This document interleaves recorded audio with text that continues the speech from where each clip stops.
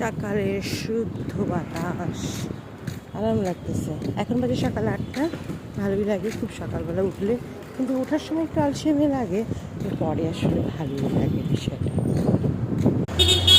আজকে অফিসের হয়তো শেষ দিন, 20শে জুন।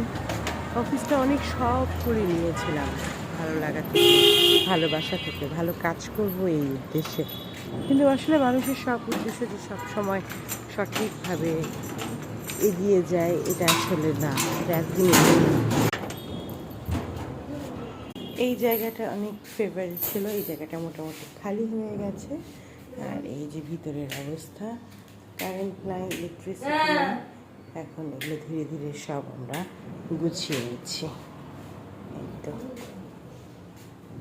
মন খারাপ হলে আর কি করার, কিছুই করার নাই, কারণ এভাবেই নিয়মে এগিয়ে যাবে সব কিছু, জীবনের নিয়মে সব কিছু এগিয়ে যাবে।